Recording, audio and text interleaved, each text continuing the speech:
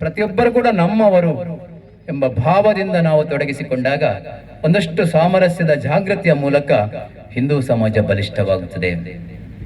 ನಾಲ್ಕನೇದಾಗಿ ನಾವೀಗ ಪರಿಸರವನ್ನು ಗಮನಿಸಬಹುದು. ಯಾವತ್ತೂ ಕೂಡ ಪತ್ರಿಕೆಯಲ್ಲಿ ಓದುವಾಗ ನಾವು ಹೇಳ್ತೇವೆ, ಪ್ರಕೃತಿ ವಿಕೃತಿಯಾಗಿದೆ, ಓಝೋನ್ ಪರದರ ತೂತಾಗಿದೆ, ಬಾರದಂತ ಕಾಲದಲ್ಲಿ ಮಳೆ ಬರುತ್ತದೆ, ಎಲ್ಲವನ್ನು ಕೂಡ ನಾವು ಗಮನಿಸ್ತಾ ಇದ್ದೇವೆ.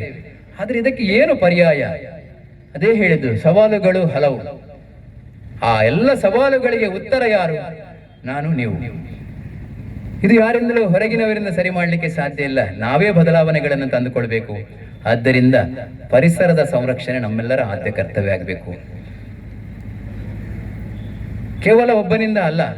ಹಾಗಂತೇಳಿ ಒಬ್ಬನಿಂದ ಅಸಾಧ್ಯ ಎಂದು ಕುಳಿತುಕೊಂಡ್ರೆ ಈ ಬದಲಾವಣೆಯನ್ನು ತರಲಿಕ್ಕೂ ಸಾಧ್ಯ ಇಲ್ಲ. ನಾವು ಪರಿಸರ ಸಂರಕ್ಷಣೆಯ ಮೂಲಕ ಮುಂದಿನ ಪೀಳಿಗೆಗೆ ನಮ್ಮ ಪರಿಸರವನ್ನು ವರ್ಗಾವಣೆ ಮಾಡುವಂತ ದೊಡ್ಡ ಜವಾಬ್ದಾರಿ ಅದು ನಮ್ಮ ಮೇಲಿದೆ. ಕೊನೆಯದಾಗಿ ನಾಗರಿಕ ಶಿಷ್ಟಾಚಾರ, ಇದು ಬಹಳ ಮುಖ್ಯವಾದಂತ ಒಂದು ಭಾಗ. ದೈನಂದಿನ ನಮ್ಮ ಜೀವನವರೆಗೆ ನಿರಂತರವಾಗಿ ನಡೀತಾ ಇರಬೇಕಾದ್ರೆ ಅದೆಷ್ಟೋ ತಪ್ಪುಗಳು ನಮ್ಮಿಂದ ನಡೀತದೆ. ಅದು ಗೊತ್ತಿದ್ದು ಮಾಡುವುದಲ್ಲ, ಇಲ್ಲದೆ ಎಷ್ಟೋ ತಪ್ಪುಗಳು ನಡೀತಿದ್ದು ಎಷ್ಟೋ ತಪ್ಪುಗಳು ನಡೀತದೆ. ದೇಶಕ್ಕೆ ಹೇಗೆ ಸಂವಿಧಾನ ಮುಖ್ಯನೋ, ಪ್ರತಿಯೊಬ್ಬನಿಗೆ ಕೂಡ ನಮ್ಮದೇ ಆದಂತಹ ಒಂದು ಶಿಷ್ಟಾಚಾರ ಬಹಳ ಮುಖ್ಯ.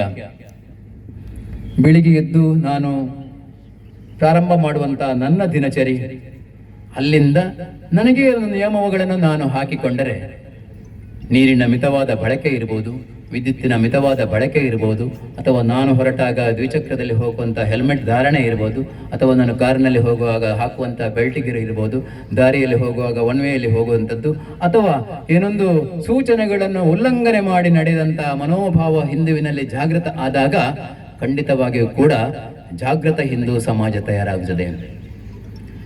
ಇವತ್ತಿನ ಅನಿವಾರ್ಯತೆ ನಮಗೆ ಬೇಕಾದದ್ದು ಜಾಗೃತ ಹಿಂದೂ ಸಮಾಜ. ಎಲ್ಲ ನಿಯಮಗಳನ್ನು ಪಂಚಸೂತ್ರದಡಿ ನಮ್ಮ ಮನೆಯಲ್ಲಿ ನಾವು ಅಳವಡಿಸಿಕೊಂಡಾಗ ಖಂಡಿತವಾಗಿಯೂ ಕೂಡ ನಮ್ಮ ಮನೆ ಹಿಂದೂ ಮನೆಯಾಗಿ ಉಳಿತದೆ.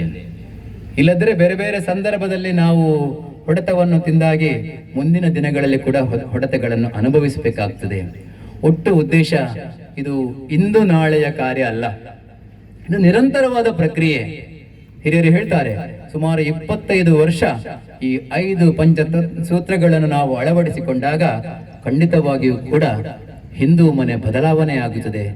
ಏನು ಹಿಂದಿನ ದಿನದ ಕಲ್ಪನೆಗಳು ನಮ್ಮಲ್ಲಿದ್ದವು ಅಂತ ವೈಭವದ ದಿನಗಳನ್ನು ಮತ್ತೊಮ್ಮೆ ಕಾಣಲಿಕ್ಕೆ ಸಾಧ್ಯ ಅಂತ ತಿಳಿದವರ ಮಾತು.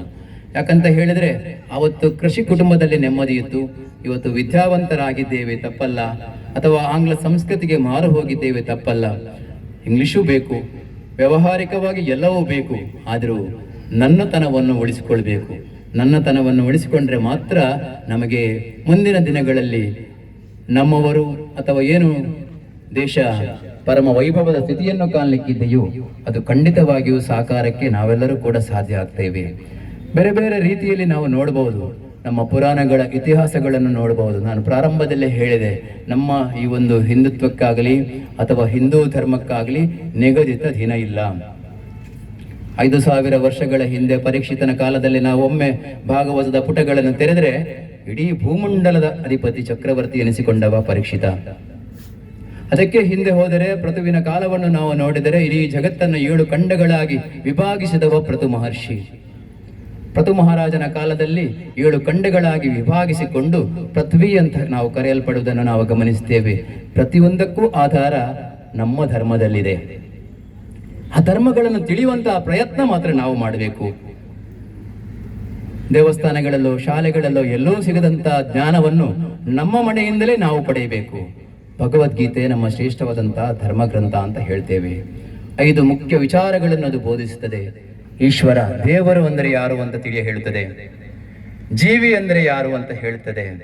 ಕಾಲ ಅಂದರೆ ಏನು, ಪ್ರಕೃತಿ ಅಂದರೆ ಏನು, ಕರ್ಮ ಅಂದರೆ ಏನು, 5 ವಿಚಾರಗಳನ್ನು ಭಗವದ್ಗೀತೆ ನಮಗೆ ತಿಳಿಯಕೊಡುತ್ತದೆ. ಈ 5 ವಿಚಾರಗಳನ್ನು ತಿಳಿದುಕೊಂಡ್ರೆ ಅವರು ಸಮರ್ಥ ಹಿಂದೂ ಆಗಲಿಕ್ಕೆ ಸಾಧ್ಯ.